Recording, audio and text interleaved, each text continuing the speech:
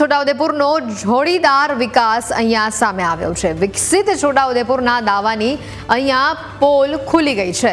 આ તસવીરો તમે જુઓ। નસવાડીના ખેંદા ગામે સગર્ભાને જોડીમાં નાખીને લઈ જવાની નોબત આવી। કાચા રસ્તાના કારણે 108 અંદર સુધી ન પહોંચી શકી અને સગર્ભાને જોડીમાં નાખીને બહાર લાવવામાં આવી, ઉંચકીને હોસ્પિટલ લઈ જવામાં આવી। ગામને સારો રસ્તો ન મળતા જોડીમાં લઈ જવા આ પરિવાર મજબૂર બન્યો છે। આઝાદીના આટલા વર્ષો પછી પણ આ ગામમાં રસ્તો પાકો પહોંચ્યો નથી અને જેના કારણે આ ગામની આ વરવી વાસ્તવિકતા અને ગામના લોકોનું જીવન કેવું છે તે અહીંયા સામે આવી રહ્યું છે। જોડીમાં નાખીને સગર્ભાને કેવી રીતે 108 સુધી અહીંયા લાવવામાં આવી તેની આ તસવીરો જુઓ। અનેક રજૂઆતો અહીંયા કરવામાં આવી છે, છતાં પણ કદાચ તંત્ર ઊંઘી રહ્યું છે। હવે આ ઊંઘતું તંત્ર ક્યારે જાગશે તે સૌથી મોટો પ્રશ્ન છે। અગાઉ કલેક્ટર ડીડીઓ પણ આ રસ્તે ફસાઈ ચૂક્યા છે, છતાં પણ આ રસ્તો સરખો બનતો નથી।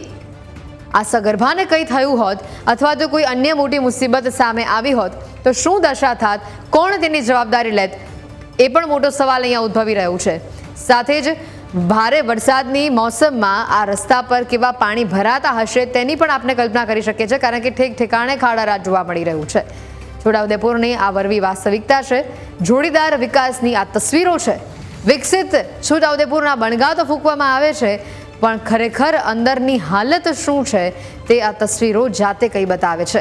નસવાડીના ખેંદા ગામની આ ઘટના કે જ્યાં સગર્ભાને જોડીમાં નાખીને લઈ જવામાં આવી રહી છે। આ પરિવાર કેટલો લાચાર અને મજબૂર હશે અને જોડીમાં નાખીને લઈ જવાતી વખતે આ પરિવાર એ ચિંતામાં પણ હશે કે આ સગર્ભાને કે તેના પેટમાં રહેલા બાળકને કશું થઈ ન જાય।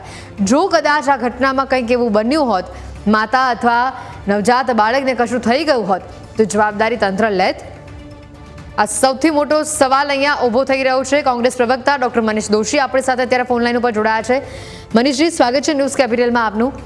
આ વિકાસની વરવી વાસ્તવિકતા, આઝાદીના આટલા વર્ષો પછી પણ ગામ સુધી જો પાકો રસ્તો ન પહોંચતો હોય તો એ વિકાસ કેવો છે તેની કલ્પના આપણે કરી શકીએ છીએ। નિશ્ચિતપણે જે ન્યૂઝ કેપિટલના માધ્યમથી સ્ક્રીન ઉપરના દ્રશ્યોને અન્ય માધ્યમો પર જે વાત ફરી એક વખત છોટા ઉદેપુરના નસવાડી ખાતે પ્રસૂતિ માટે એક મહિલાને જવા માટે એમ્બ્યુલન્સ પણ ચાલી ન શકે એવી સ્થિતિ નિર્માણ થાય અને જોડીમાં લઈ જવું પડે। મને એમ લાગે છે કે મહિલાને કઈ પ્રકારની સ્થિતિમાંથી ગુજરવું પડ્યું હોય। આ આપણા સૌના માટે ચિંતાનો વિષય। એક તરફ વાઇબ્રન્ટ ગુજરાત, વિકાસનું ગ્રોથ એન્જિન ગુજરાત, આવા બધા દાવા કરતી ભાજપાની ભ્રષ્ટ સરકાર, હું આ રાજકીય અવલોકનની દ્રષ્ટિએ નથી કહેતો, પણ 30 વર્ષથી તમામ પ્રકારની યોજનાઓના નામે આદિવાસી વિસ્તારમાં નકલી કચેરીઓ ધમધમે છે। કરોડો રૂપિયા આદિવાસી સમાજના કલ્યાણના નામે એલોટમેન્ટ થાય છે, એ નાણાં જાય છે ક્યાં? એક સાદો રસ્તો પણ નથી બની શક્યો કે જેના કારણે જ્યાં એમ્બ્યુલન્સ જઈ શકે ને કોઈ પણ આ રીતે પ્રસૂતિ માટેની મહિલાઓને જ્યારે તકલીફનો સમય આવે ત્યાં હોસ્પિટલ પહોંચાડી શકાય, એમ્બ્યુલન્સ જઈ શકે એવો સાદો રસ્તો પણ નથી બનાવી શકાય। આ દેખાય છે વિકાસ મોડેલ ભાજપનું। આ ભ્રષ્ટાચાર વાળું મોડેલ છે। ફરી એક વખત છે, અગાઉ પણ એક વખત આવી, 2 વખત દુર્ઘટના થયા, ત્રીજી ઘટના બની છે, પણ સરકાર સુધરવાનું નામ નથી લેતું। હું આપના માધ્યમથી સરકારને કહેવા માંગુ છું કે સરકારમાં થોડી પણ શરમ હોય તો ન્યૂઝ કેપિટલના દ્રશ્યો અને અન્ય માધ્યમોના દ્રશ્યો જોઈને પણ તેઓ તાત્કાલિક પણ એવો ઉકેલ લાવે જેથી કરીને ફરી કોઈ મહિલાને પ્રસૂતિ સમય આવી તકલીફ અથવા અન્ય કોઈ તકલીફોમાં હોસ્પિટલ સુધી પહોંચવામાં તકલીફ ન પડે। મનીષજી, મને સવાલ અહીંયા એક એવો થાય છે કે ડીડીઓ પણ આ રસ્તે પરથી પસાર થઈ ચૂક્યા છે, કલેક્ટર પણ આ રસ્તેથી એકવાર પસાર થઈ ચૂક્યા છે અને તેઓ બરાબરના ફસાયા પણ હતા।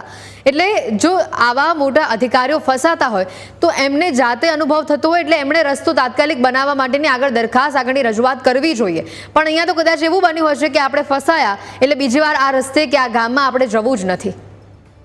બહુ સાચી વાત તમે કીધી કે કલેક્ટર જયારે આ રસ્તા ઉપર એમને ખરો અનુભવ થયો તો રોજબરોજની જિંદગીમાં ત્યાં રહેતા નાગરિકોને કઈ આદિવાસી સમાજનો સંપૂર્ણપણે નસવાડી તાલુકો અને છોટાઉદેપુર વિસ્તારમાં કરોડો રૂપિયાની ચાઉ કરી જવાની ઘટના છોટાઉદેપુરમાં જ બની હતી નકલી કચેરીની। નસવાડીની અંદરનો આ રસ્તો એ કોઈ મોટો ખર્ચ નથી।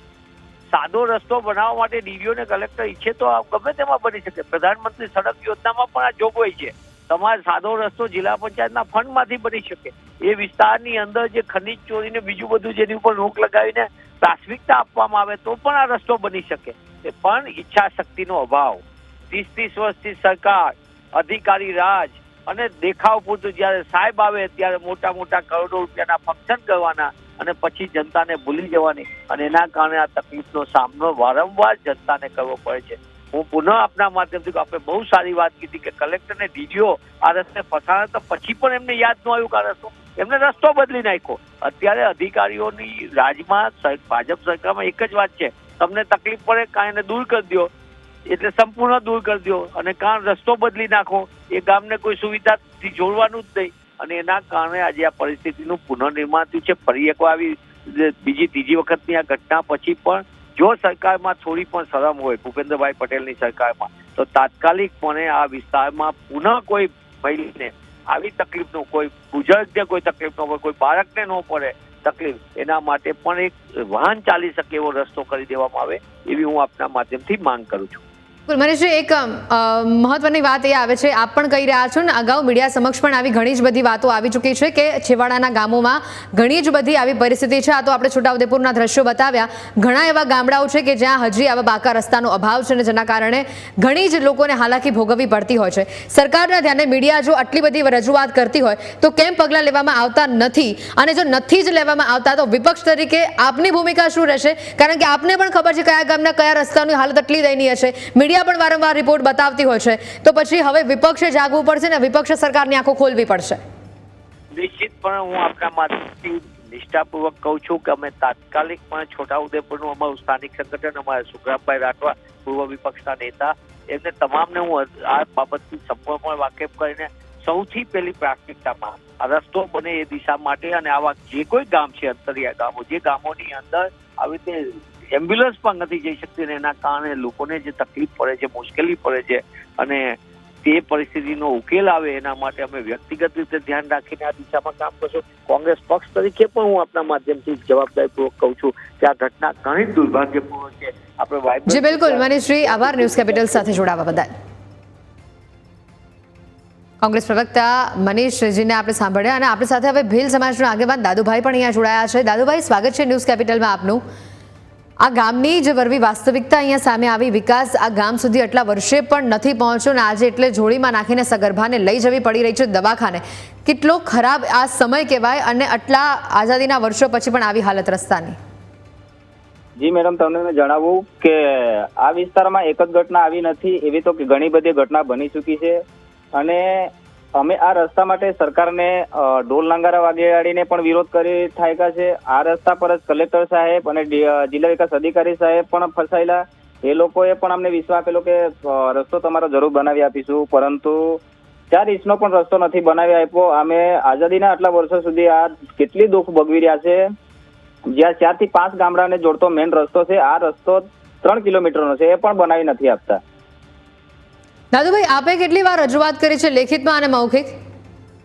અમે ગામવાળા થઈને આરએમબીમાં 2-3 વાર રજૂઆત કરેલી છે, અને મીડિયાના માધ્યમથી પણ અમે ઘણી વાર રજૂઆત કરેલી છે, પરંતુ અમારું કોઈ સાંભળતું નથી. અમે આરએમબીમાં લેખિત સાથે પણ રજૂઆત કરેલી છે, અને મૌખિક રીતે પણ આરએમબી નસવાડીમાં અમે રજૂઆત કરેલી છે, પરંતુ કોઈ અમારું ધ્યાન રાખતું જ નથી. એ રજૂઆતના પુરાવા છે આપણી પાસે?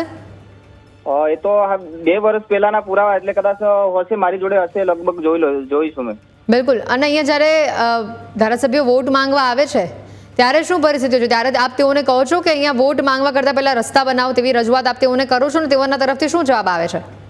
અમે એવું પણ કહીએ છીએ કે સાહેબ અમારે તો બીજું નહીં, પણ રસ્તા બનાવી આપજો. પરંતુ જ્યારે ચૂંટણી આવે ત્યારે મોટી મોટી ફાડી જાય છે. અમે રસ્તો બનાવી આપી, જરૂર બનાવી આપીશું, પરંતુ ચૂંટણી પૈતા પછી જે છે કશું તે જગ્યા કોઈ નેતા પણ નથી જતું, કોઈ જતું નથી. અમે આવી રીતે જ અમે વર્ષોથી જિંદગી જીવતા આવ્યા છે, નેવી પરિસ્થિતિ છે.